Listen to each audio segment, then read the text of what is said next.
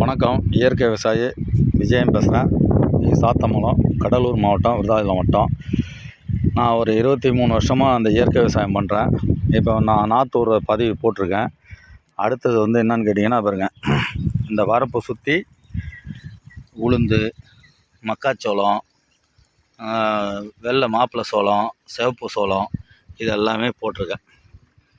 நான் இந்த மண்ணை வளப்படுத்துறதுக்காக இப்போ நாற்று இன்றைக்கி தான் விட்றேன். கொல்லை பூரா ஓட்டிட்டேன். இந்த களை தெரியறது பூராமே எல்லா களையுமே அழிஞ்சிரும்.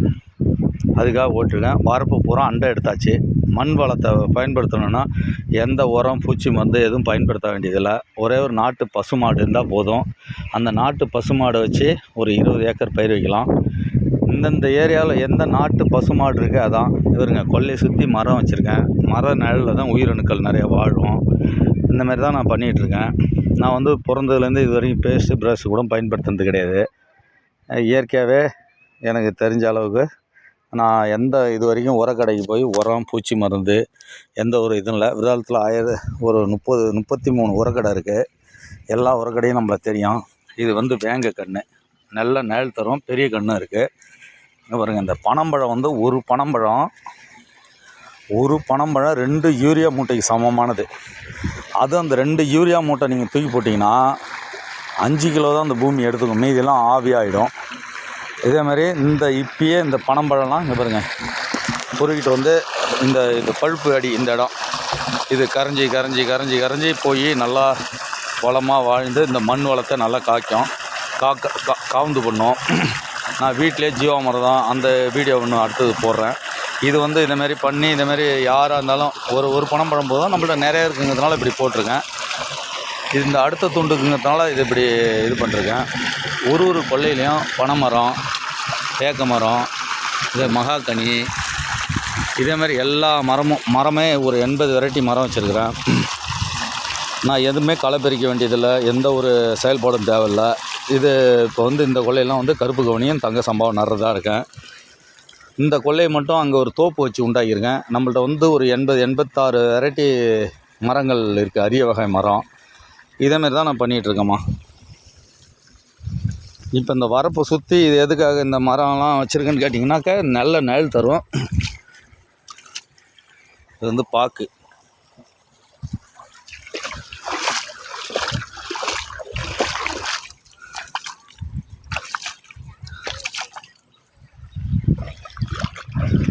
இந்த கொல்லையை சுற்றி முன்னாடி தேக்கு வச்சுருந்தேன். தேக்கு இந்த மண்ணுக்கு எடுக்கலை. அங்கே இன்னொரு நிலம் இருக்குது, அந்த மண்ணுக்கு நல்லா எடுத்தது. அதனால் இப்போ என்ன செஞ்சேன், இது போன குருவிக்கு தான் வச்சேன். இது வேங்க மரம். இது நல்லா கிளம்புது. இதை இருக்கு பாருங்க, இது 6 மாதத்துடைய கன்று. இது சங்குப்பூ, வெள்ளை சங்குப்பூ.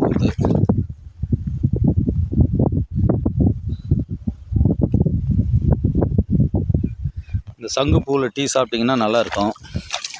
இது பாக்கு கன்று, நம்ம வீட்லேயே இருக்குது. முளைக்க வச்சு இப்போ வச்சுருக்கேன். பாருங்கள், இது மக்காச்சோளம், இது உளுந்து. மொத்தம் 120 விதமான பூச்சிகள் இருக்குது. அதில் கெடுதல் செய்கிற பூச்சி நம்மளுக்கு ஒரு 12 விதமான பூச்சி தான். இது நல்ல பூச்சிக்காக இது இதேமாரி வச்சுருக்கேன். இங்கே பாருங்கள், இதில் மிளகு கன்று வரப்பில் இதெல்லாம் அண்டை எடுத்து வேலை பார்த்தாச்சு. இது மிளகு கன்று, இது உளுந்து.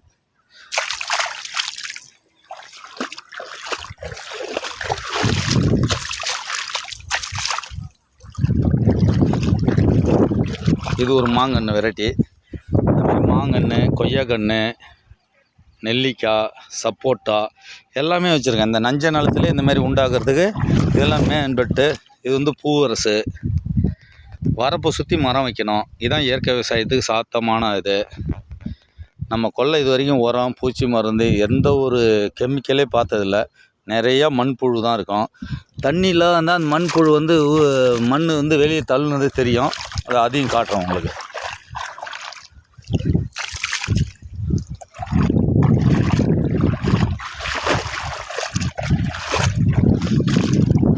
வாழை, இதான் வேங்க மரம். நிறைய மரம் வச்சுருக்கேன். வேங்க மட்டும் இல்லை, கையா வச்சுருக்கேன். இதுதான் கையா, மகாக்கனியோடைய வெரைட்டியில் சேர்ந்தது. இது இந்த ஆண்டு வச்சுருக்கேன். அது தாண்டிக்காய். இந்தமாரி களை முளைஞ்சிருமா. களை முளைஞ்சிதுனாக்க நம்மளுக்கு களை எடுக்கிற வேலை மிச்சமாகும். நீங்கள் மண் வளம் கூட்டுறதுக்கு பாருங்கள், இது தண்ணி இல்லாத இடத்துல பாருங்கள் மண்புழு எப்படி நின்றுருக்குன்னு. இது ஒரு நாள் தண்ணி இல்லாத இருந்ததுக்கு எந்த அளவுக்கு இருக்கு பாருங்க. இதான் மண்புழு நின்ன இடம். இந்த மண் இங்கே பாருங்கள்.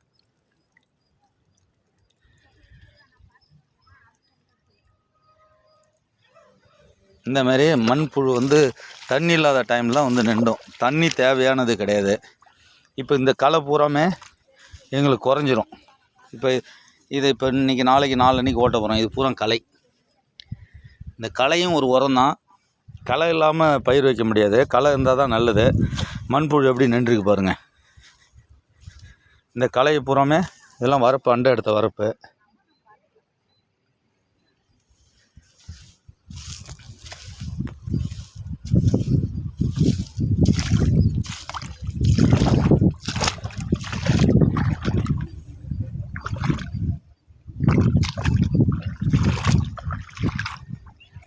இதேமாரி வரப்பு அண்டை எடுத்து இந்தமாரி மண் மொழிவி இதில் எல்லாமே இதில் வந்து ஜீரகம் உள்பட முளைச்சிருக்குமா.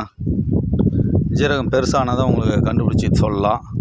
இந்தமாரி மண்ணை வந்து வளப்படுத்துறதுக்காக நாங்கள் எந்த ஒரு ரசாயனம் இல்லாத இயற்கை பொருள், எந்த உரம் கிடைக்கோ, எந்த பூச்சி மருந்து கிடைக்கோ, எந்த இதுவும் விவசாயத்துக்கு சம்மந்தமான எங்கள் பொருளை வாங்கிறதில்ல. நாங்களே அரிசி பல விதமாக 40 விதமான நெல் வருஷத்துக்கு நடுவேன்.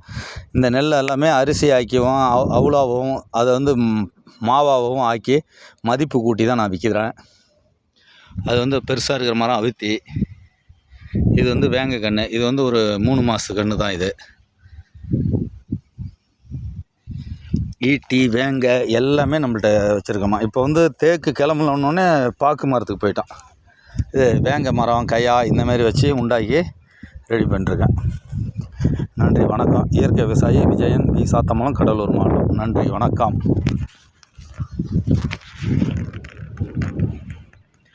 நான் பிறந்ததுலேருந்து இது வரைக்கும் பேஸ்ட்டு, ப்ரஷ்ஷு, சோப்பு எதுவுமே பயன்படுத்துனதே கிடையாது. எனக்கு இயற்கையாகவே பிறந்ததுலேருந்து அப்படி அந்த ஒரு நாட்டம் இருந்தது. அதனால் அதேமாரி பண்ணிகிட்ருக்கேன். இந்த கொல்லையை சுற்றி தேக்கு வச்சுருந்தேன்னு சொன்னேன் இல்லைங்களா, அதுக்கு இது ஒரு எடுத்துக்காட்டு. இதேமாரி ஒரு 10 மரம் இருக்கும். அது வந்து மஞ்சள் கடம்பை.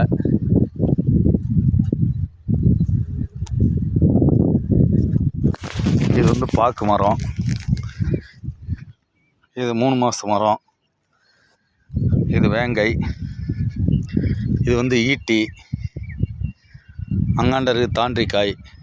இந்தமாரி பல விதமான மரங்கள் உண்டாக்கியிருக்கேன். மரங்கள் இருந்தால் தான் குருவிகள் வந்து உட்காரும். குருவி உட்காந்தா தான் நம்மளுக்கு அந்த பூச்சி பிடிச்சி சாப்பிடும். இந்தமாரி பண்ணுறதுக்காக தான் இந்தமாரி. இங்கே பாருங்கள், களை பூரா முளைஞ்சி போச்சு. இதுலேயே மண்புழு நின்றுருக்கு பாருங்கள். தண்ணி இல்லாத டைமில் தான் மண்புழு வரும்.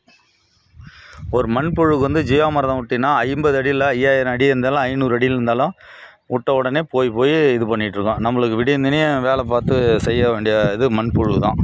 இந்த மண்புழுங்க பாருங்கள். இந்த வரப்புல எப்படி இருக்கு பாருங்கள். இந்த மண்புழு மண் தள்ளிருக்கு பாருங்கள். மண்புழு உரமோ மண்புழு தொட்டியோ இதெல்லாம் தேவையில்லாத வேலைங்க. நீங்கள் ஒன்லி மாடு சாணி, மாட்டு கோமியம் இதை வந்து ஜீவாமிர்தமாக பயன்படுத்தலாம். பஞ்சகாவியா கூட அதிக செலவாகும். இந்தமாரி பண்ணிங்கன்னா உங்களுக்கு எந்த ஒரு இடுபொருள்கள் வந்து நம்ம வீட்டிலே இருக்கணும். விவசாயின்னா வந்து யார்கிட்டையும் எதுவும் வாங்கக்கூடாது. விவசாயிகிட்ட தான் எல்லாமே வாங்கணும். அவங்க தான் விவசாயி. நன்றி, வணக்கம். விஜயன்.